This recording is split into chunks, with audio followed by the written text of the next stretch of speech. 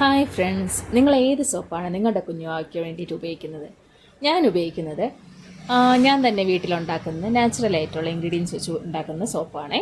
എൻ്റെ കുഞ്ഞിന് ആദ്യം മുതലേ ഞാനത് ഇട്ടാണ് കുളിപ്പിക്കുന്നത് കേട്ടോ. പിയർ സോപ്പാണ് ഞാനിവിടെ ബേസായിട്ട് എടുത്തിട്ടുള്ളത്. പിന്നെ എടുക്കുന്നത് ഉരുക്ക് വെളിച്ചെണ്ണയിൽ മഞ്ഞളും ക്യാരറ്റും ഇട്ടിട്ടുള്ളതാണ്. പിന്നെ ഞാൻ തന്നെ തയ്യാറാക്കിയ ഒരു പൊടിയാണ്. അടുത്തതായി എടുക്കുന്നത് കസ്തൂരി മഞ്ഞൾ പൊടിയാണ്. വെള്ളയും മഞ്ഞയും ഉണ്ട് കേട്ടോ, പൊടിച്ചതാണ്, ഉണക്കി പൊടിച്ചതാണ്.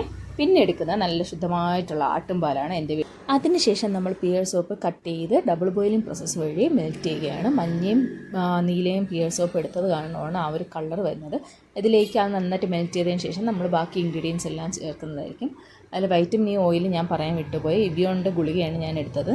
അങ്ങനെ നമ്മൾ എടുത്ത് വെച്ചിട്ടുള്ള എല്ലാ ഇൻഗ്രീഡിയൻസും ചേർത്ത് നന്നായിട്ട് മിക്സ് ചെയ്ത് നല്ല കട്ടയൊന്നുമില്ലാത്ത നല്ല മിക്സ് ആയതിന് ശേഷം നമ്മളത് ഓഫ് ചെയ്ത് അതിനെ നമ്മൾ മോഡിലേക്ക് മാറ്റി സെറ്റാക്കി എടുക്കുകയാണ് ചെയ്യുന്നത്.